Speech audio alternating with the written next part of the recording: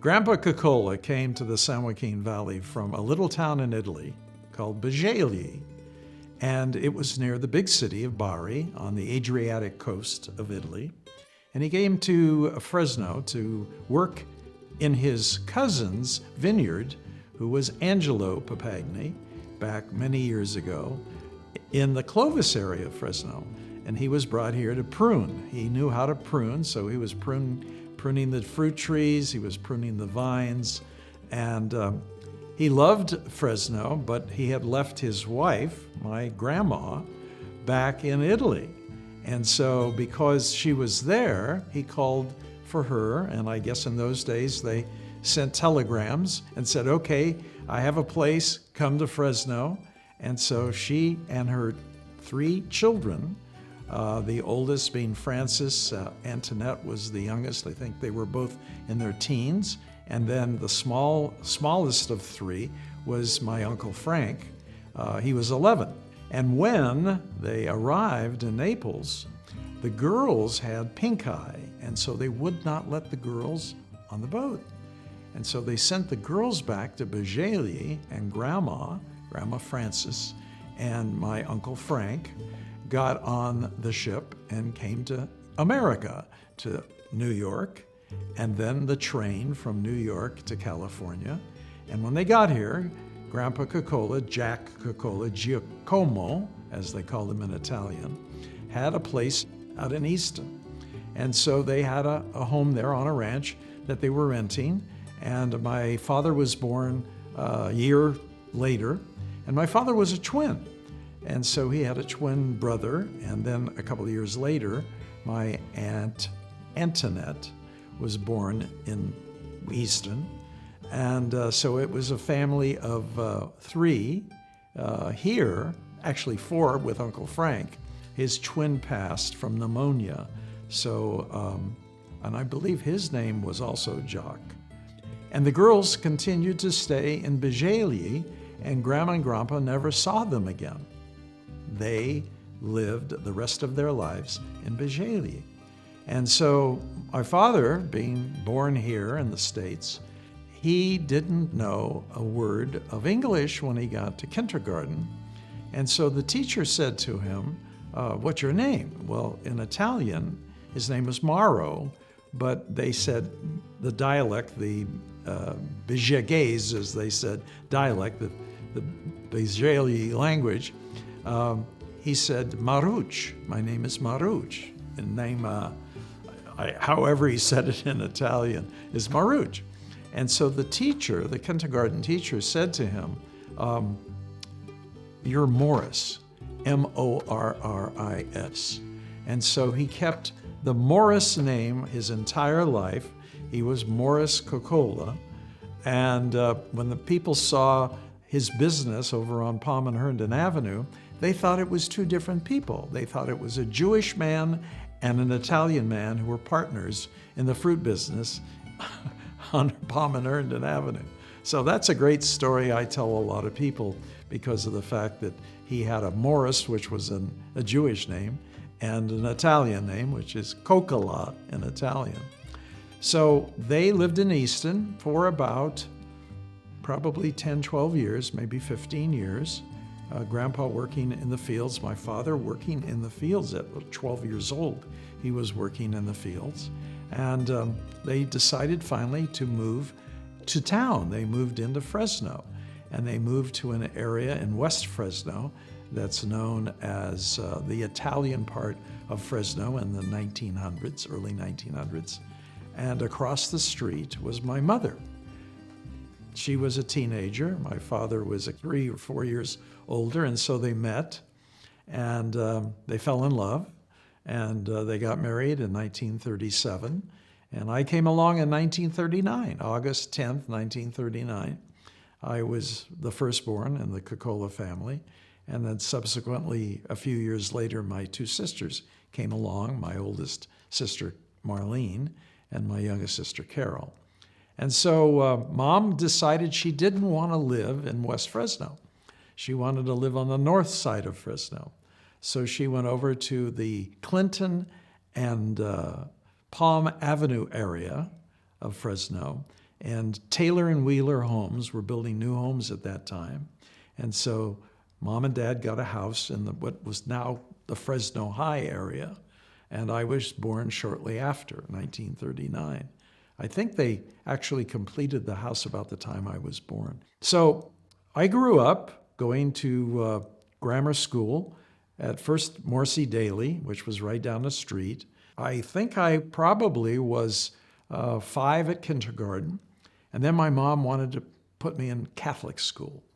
So there was St. Teresa's over on Washawn, and I started my high school career at San Joaquin Memorial. So grammar school, St. Teresa's, high school, San Joaquin Memorial. As I say to most people, I was a good Catholic boy, raised a Catholic.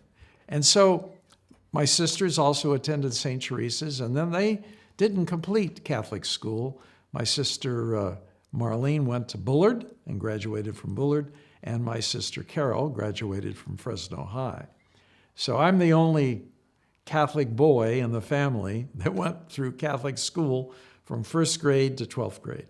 And I'm kind of proud of that, because there's some things that have happened in my life because I was a Catholic boy that kind of changed my life.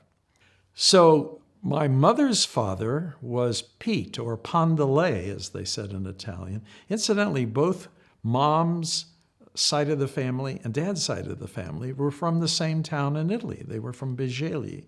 So when they got together in Fresno, it was like, oh, they're from the same town in Italy.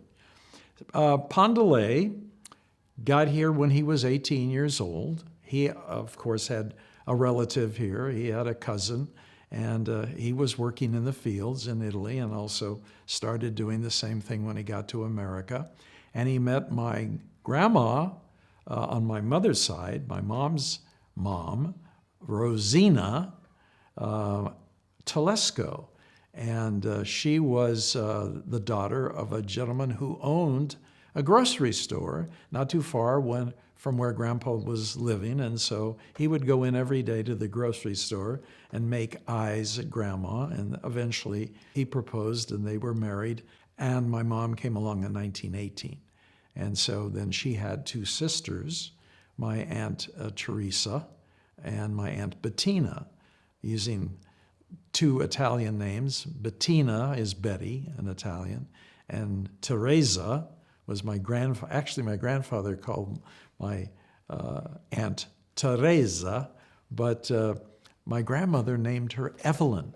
And so in the house, Grandma called my Aunt Evelyn, and my grandpa called my Aunt Teresa. So that was pretty interesting, because as I grew up, I didn't know what name to call either one of them. So that was the Papani side of the family. And the name actually got famous in the 50s and 60s because Mr. Angelo Papagni's father, Dan, made Papani wine, Papagni wine. And they had vineyards in the Clovis area and then out in Madera. So my grandfather, Papani, tried his darndest to always speak English. And he didn't speak Italian around the house because my grandma was actually Italian, but she was from an area called Mesquite in Italy. And so they used to call Grandma a Muscatan.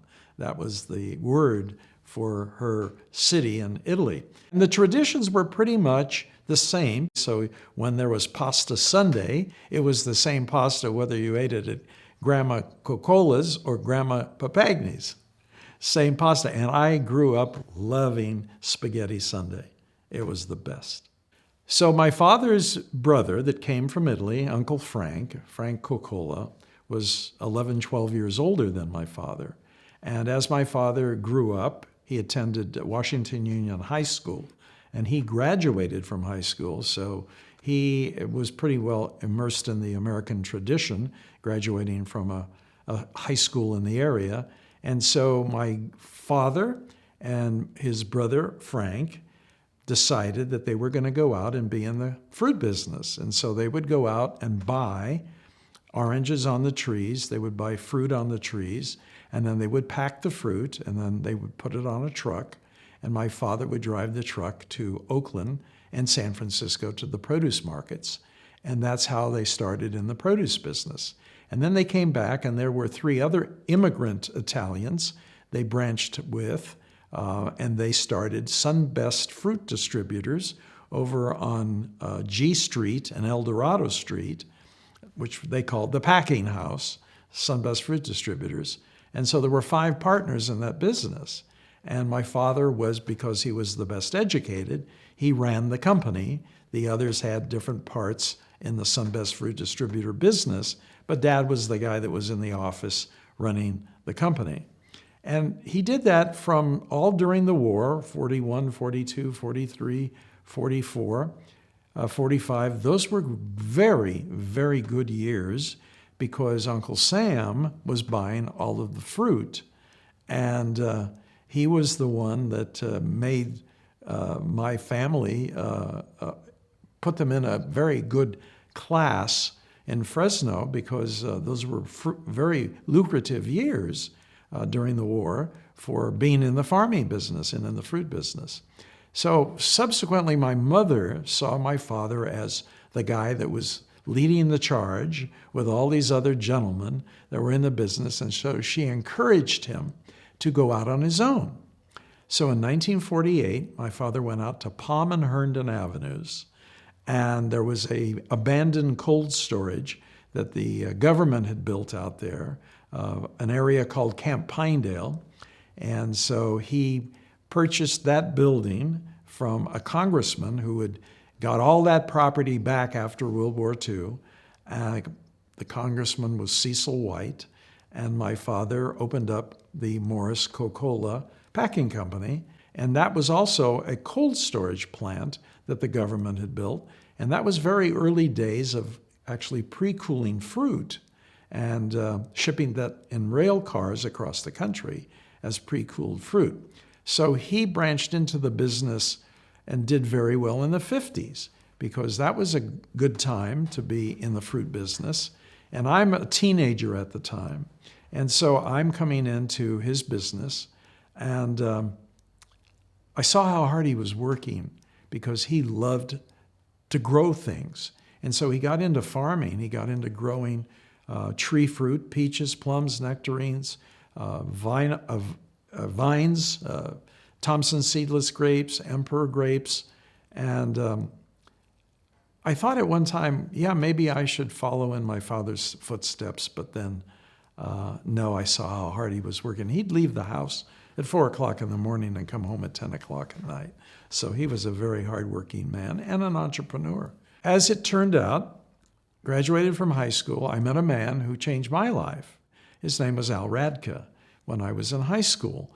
And that's what got me into television in 1956, 57. At Channel 12 in those days, before it became Channel 30, I was the guy who was the co-host of the TV Record Hop at 733 L Street in the old Channel 18 studios for many years. And Al and I formed a great alliance.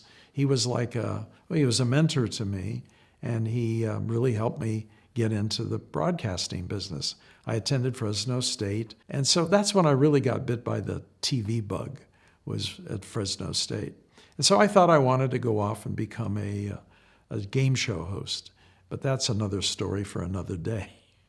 Let's get back to the family. So Dad continued to work in the business, farming, and after I had gone down to Southern California and met with an agent and decided that maybe being a game show host wasn't in the cards for me, I then joined my father in the fresh produce company, but not in farming, in sales.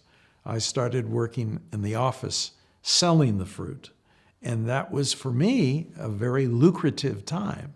I did very well because I had a dealer license, broker's license, a commission merchant's license from the Department of Agriculture, state of California.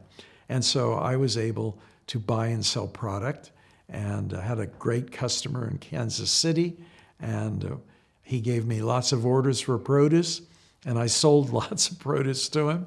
And from the proceeds of that, I ended up building an apartment complex.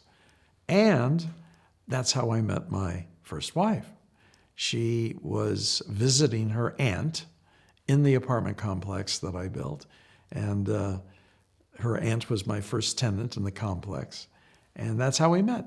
So I dated my first wife twice before she left Fresno. She, on my second date with her, said, I'm leaving Fresno and I'm going to Dallas to become a flight attendant for American Airlines.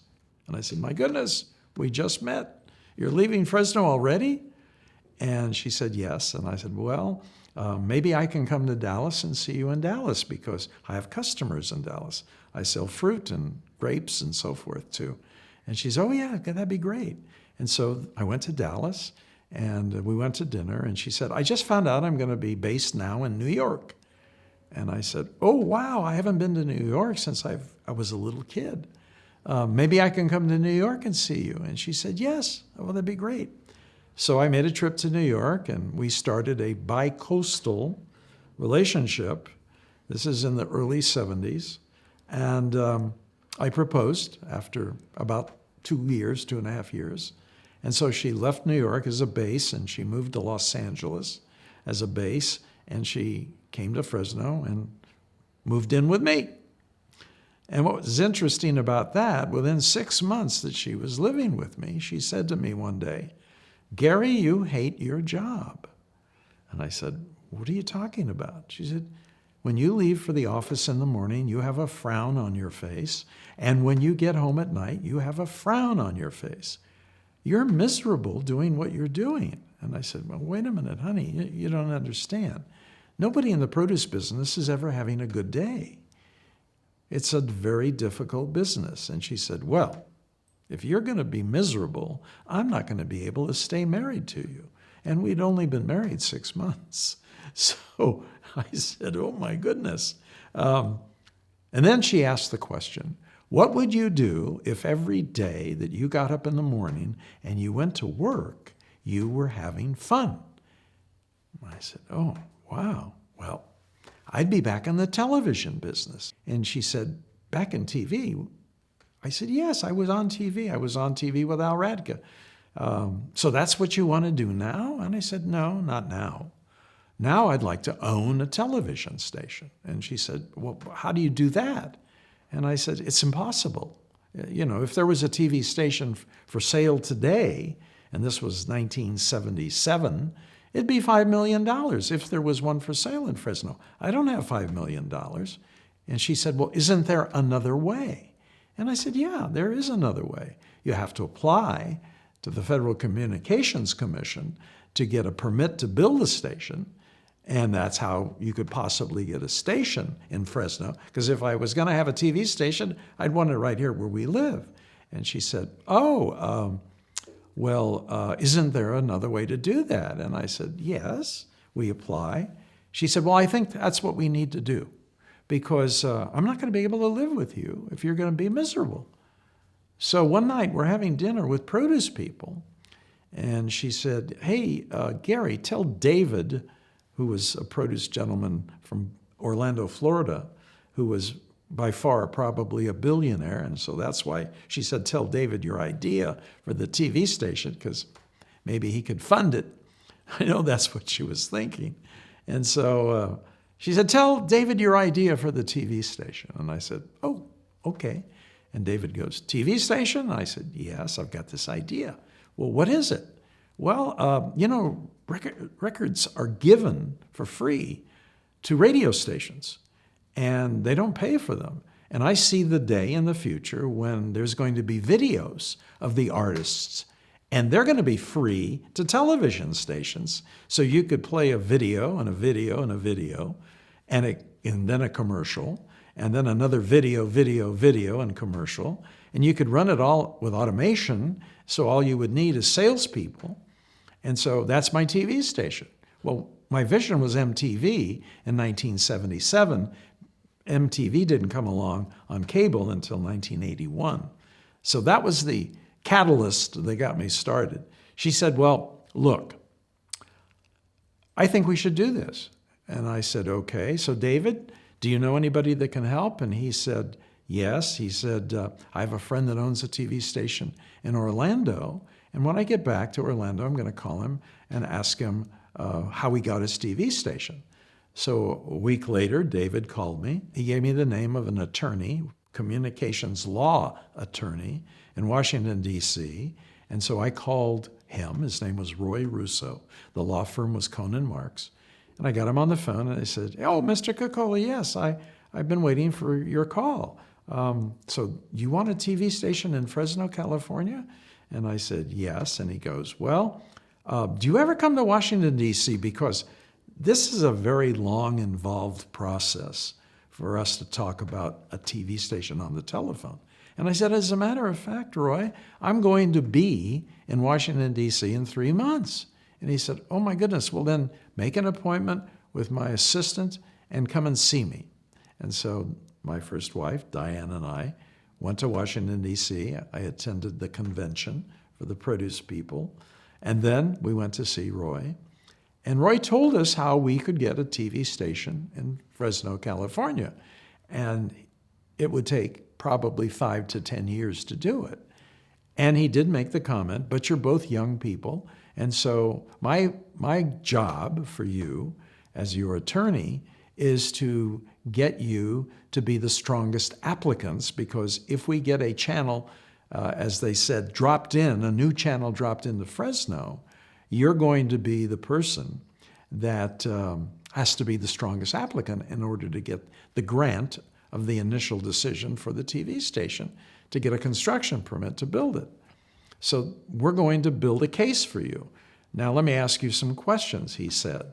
"Number one, do you own any broadcast stations at all?" And I said, "No." He said, "That's great. That's a gold star. And so how about this? Will you and your wife work at the TV station every day?" And I said, "Yes. She wants to stop flying and I want to stop selling produce. Yeah, we'll be working at the TV station every day." "Great. Another gold star for you. Now, let me ask you this. How many cities around Fresno, within a close proximity, don't have any broadcast stations?" And I said, "Well, Sanger, 12 miles away, no radio, no TV." He said, "Well, then we'll put the new channel and allocate it to Sanger. That way, that's another gold star for you. And then finally, you can have the corporation in your wife's name, and that is the fact that she's a woman, so she's a minority in the FCC's eyes, and that's another gold star. So by putting all of this together, you're going to be the strongest applicant, because as soon as we announce that a channel has been dropped into Fresno, there's going to be anyone in the United States that's a U.S. citizen that's going to be able to apply for the channel." So we started the process 1977. He told me how much it was going to cost, $7,500 in 1977 for his fee, his retainer, and the engineering for Channel 59. And that was the channel we picked that was vacant for us to build. And so it took about 5 more years before we got to a hearing, and then there were competing applicants, and our case was the strongest. And about 6 months later, I get a phone call from Mr. Russo, Roy Russo, and he says, "Gary, the remaining applicants want you to buy them out. They want to settle with you." And I said, "Settle with me? What are you talking about, Roy?" He said, "Well, you know, they want to be reimbursed for all the money they've spent so far. And if you'll just pay them off, they'll go away and you'll get the grant to build Channel 59. And I said, "Roy, I don't have any money left. I've spent it all with you, doing what we've done so far." I said, "But I have an idea. Why don't you go back and say to them that I'll give them a note for what they want with interest. And then when I go to get the financing to build the TV station, I'll pay them off." And so he did. And they said, "Okay." They took the note. And now everything I've told you so far was the easy part. The hard part was finding $1 million to build Channel 59. Now, how did I do that? Well, the Lord was in my pocket. I got a phone call from a gentleman who said, "Gary, my name's Warren Trumbley, and I want to sell you a TV transmitter." And I said, "Warren, I've already made a deposit on the TV transmitter. Oh. I said, but you sound like a nice guy. Why don't you come by the office and we'll go have lunch? And so we did. And at lunch he said to me, or asked me the question, what are you going to do with your TV station? And I said, well, we're going to do MTV, music videos. And then he asked me the question, have you ever thought about doing Christian television? And I said, Christian television? He said, yeah, all of the ministries. I worked for a TV station in Albuquerque, New Mexico, and the day it signed on the air, having all of the ministries, it was in the black from day one. Oh my goodness. Really? Yes. Well, how do I go to Albuquerque? What's the guy's name? I want to go meet him. I want to go see him. I want to talk to him. And he said, well, he's a friend of mine. I'll make an appointment for you. So 2 days later, I was on a plane to Albuquerque, and Pastor Blackie Gonzalez picked me up at the airport, and he said to me, Gary, you're going to do the work of the Lord, and I'm going to give you the formula. And I said, the formula? He said, yes. You don't bake a cake without a recipe, do you? I said, no, I guess not. So we go back to his office. He opens up his desk drawer, and he shows me the general ledger, because there were no computers back in 1984, that they had grossed $450,000 having ministries like the 700 Club with Pat Robertson and Jimmy Swaggart and Oral Roberts and Jerry Falwell and Jim and Tammy and those ministries on his station. And so he gave me the formula. He said, next month in Washington, D.C., all of these ministries will be at the National Religious Broadcasters Convention. And so you just go to Washington, D.C. with a coverage map, and you use my schedule of the programming that I'm going to put on the air, and you walk around to all the ministries and you say to them, if you'll sign a one-year contract with me right now, today, I'm going to give you 3 airplays a day on my TV station, 2 of them as bonuses, and 1 you'll pay for. And so they said yes. And so within 3 days, I had $500,000 in contracts. I went to one of the banks that had turned me down when I was trying to borrow $1 million because they didn't want anything to do with music television.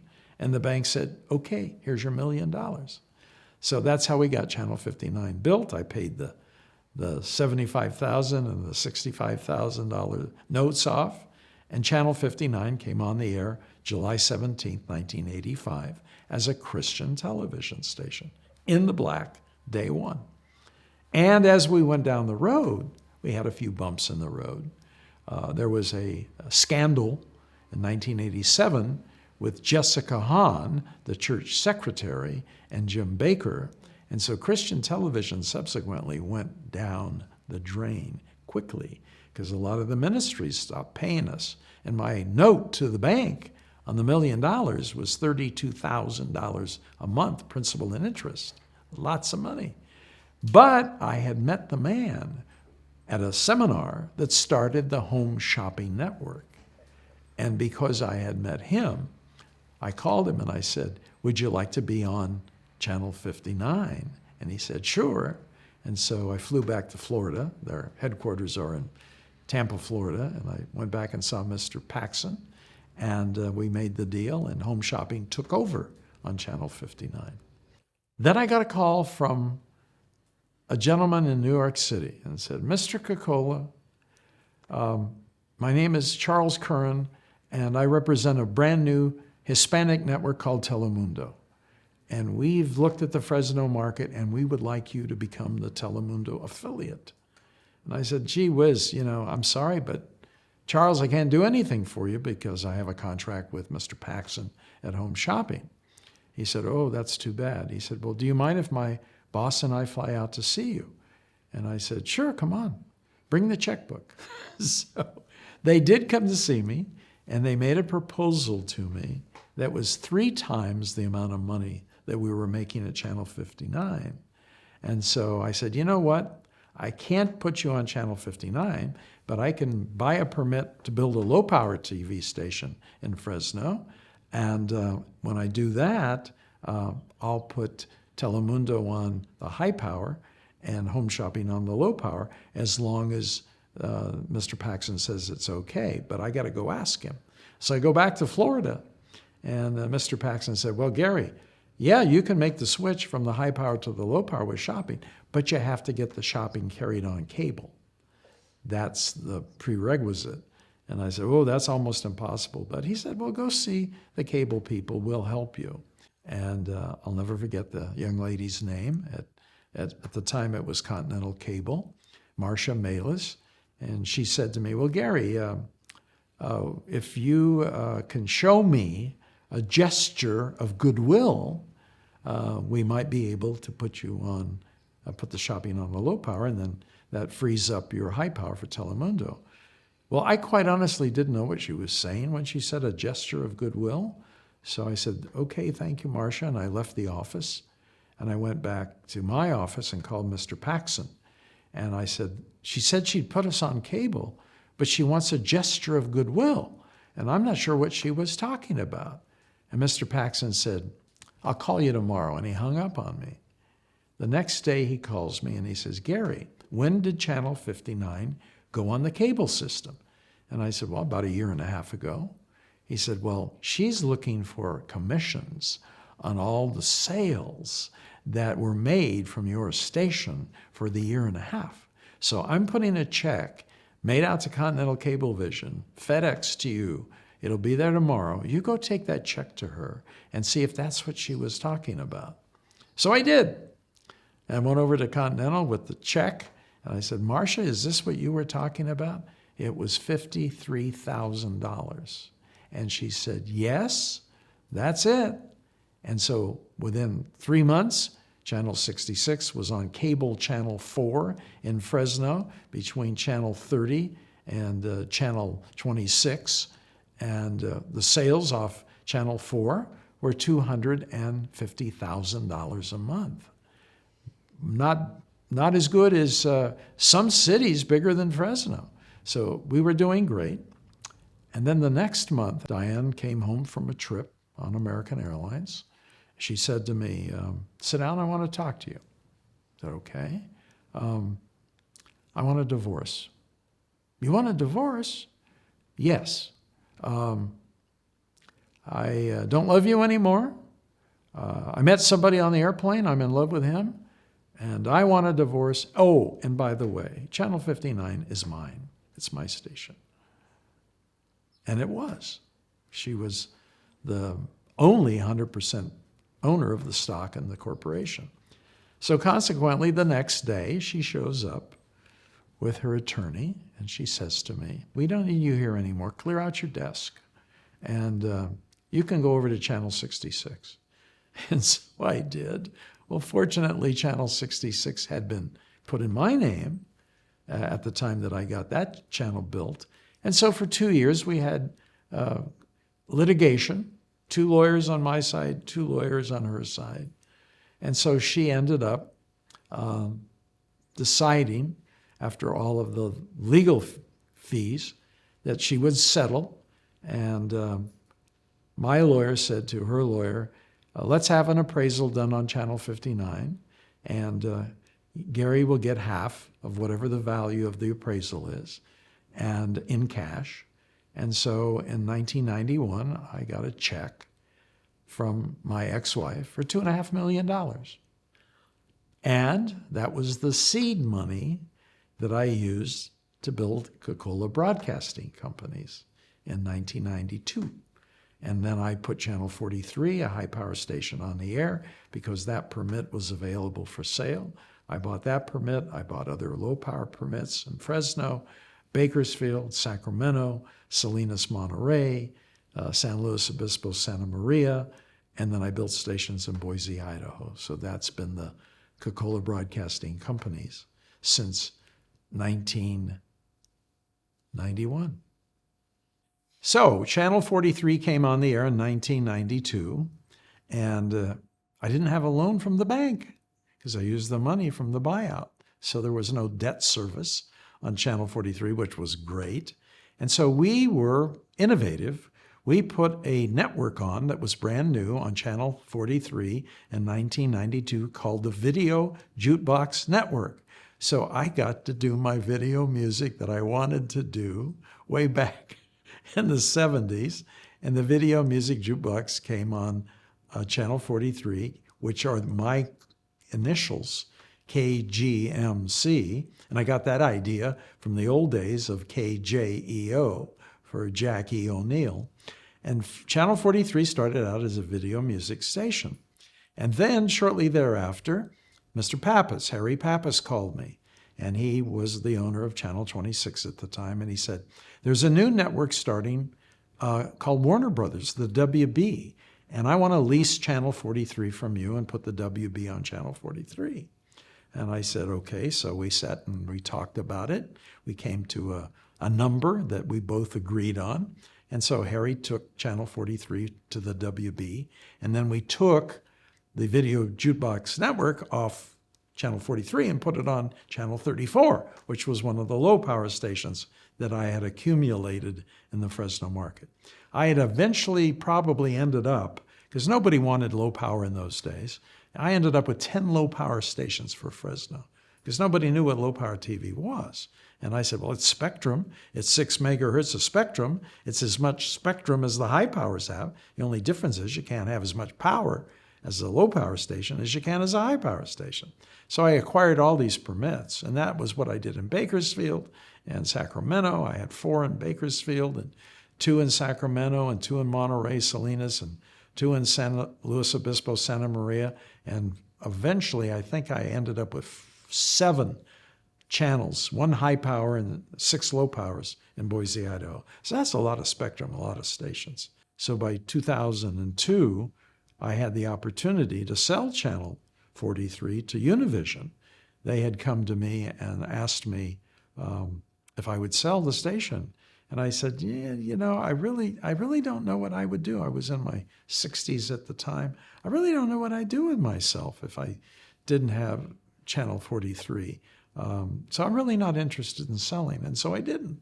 I'm happy today that I still have it, although the industry has changed a lot. And now at my age, it's probably a good idea that I find a buyer for Channel 43. But we're doing well as a company, even in spite of the changes in the broadcasting business, because there's enough spectrum out there. In fact, we're in the process of doing something that hasn't been done before. We're changing one of our low power stations from ATSC 1.0, which is how we are broadcasting now. We're going to ATSC 3.0, and that new channel 3.0 is going to send messages to billboards all over the valley. So that's a new use for the spectrum, data casting, so to speak. And we'll be doing that soon in 2025, 26, 27, 28. So Gary today is living over on the Monterey Peninsula, and that happened right after I had met my second wife, Juliana. We met actually because I was televising high school football back in 2003. And we were the first to televise high school football. We recorded the games on a Friday night and played them back at midnight on the high power station. And we got a great audience for them because nobody had ever done high school football. And we probably ended up doing it about 10 years with that format, high school football. But when I first met Juliana, she had called me because they were inducting Al Radke at the Clovis Chamber into the Hall of Fame in Clovis. And she was assigned that job, although she was an independent contractor with the Chamber. She ended up asking me for memorabilia of Al, and I had everything that she would have ever wanted. So we started dating in 2003, 2004. I proposed, we got married. I took her to see my mom, who had retired in Carmel, and I saw Mom declining, and I said to Juliana, I think we should get a home here, and I think we should move to the Monterey Peninsula. And she was in favor of that. Oh, yes! And so in 2005, we bought our home, and I would commute from the coast, the Monterey Peninsula, back to Fresno once a month for about 4 or 5 days. And I've been doing that for the last 18 years. When I got to the coast, and then I realized that I didn't have an office to go to, I started to get a little bored. And I said to Juliana, I think I better get a station over here in Monterey so I have someplace to go every day. So the Trinity Broadcasting Network had one for sale. I bought that, and we built Channel 27, put it on the air in 2010. And she and I started doing a show called Monterey On Tonight with Gary and Jules every Saturday night for 4 hours, live TV, playing music videos and having interviews with people from the community. Monterey On Tonight with Gary and Jules. And so we did it until Mom went into hospice, about a year. And then we ended up going into hiatus because Mom was close to passing. We said to each other, maybe someday we'll bring it back, but as time went on, we didn't. So now into 2011 through 2020, 2021, Juliana had one daughter, Sarah, who she and her husband had moved to Atlanta. And they bought a beautiful home in Atlanta that they couldn't afford to buy in San Diego. And so Gary and Juliana went to visit the grandkids Christmas of 2021, and I got COVID. And I got COVID to the point where I almost passed. In fact, I saw the Lord in a vision. I saw my life pass in front of me. And after that episode, 11 days in ICU and a month and a half to rehab from COVID, I came back to the coast and I said to Juliana, I want to do Monterey On Tonight again. And she said, no, not with me, not this time. And I said, okay, well then I have an idea. I know what I want to do. I'm going to do Monterey On Tonight with Gary Morris, because that's my stage name. And I'm going to do it Sunday nights, and I'm going to do it for 3 hours, and I'm going to do it live. And we're going to stream it now so anybody can see the show anywhere in the world. And then I'm going to put all of the shows that I accumulate on one station in Monterey 24 hours a day. So they'll loop, that's what we call a loop. And then I'm going to put them on in Fresno on one channel, and they're all going to loop in Fresno. And then they'll be streaming live on the internet worldwide. So now our Monterey On Tonight can go anywhere at any time with anybody who wants to watch. And it's all about what's happening in Monterey. And the people that see it in Fresno go, wow, let's take a ride over there. That sounds like a pretty neat place to go. And so we're bringing a lot of tourists to the Monterey Peninsula with the show. And I'm having the time of my life, because at my age now, I tell everyone, in fact, when I answer the phone, people say, Gary, how are you? And I go, never been better. And it's true.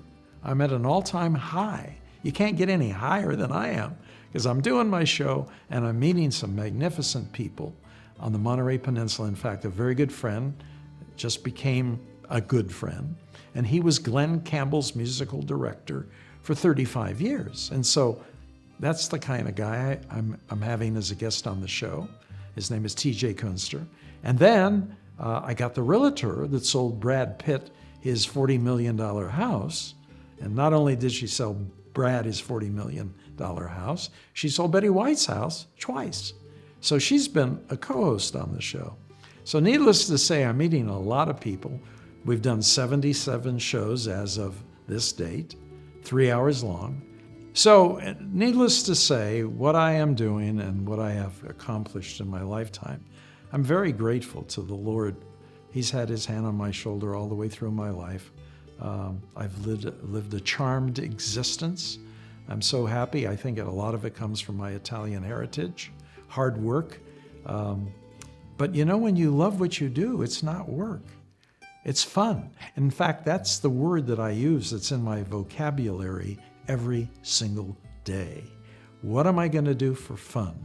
And when you invited me to be here, to do this, I considered it fun, and that's why I'm here. You know, I think many times about what people are going to say about me, and I like to use the line from Steve Martin, the comedian from many years ago. He used to say on Saturday Night Live that he was a wild and crazy guy. Well, guess what? I'm a wild and crazy Italian. And I know my heritage would probably say, that guy was something else. That wild and crazy Gary Morris Cocola was a wild and crazy guy.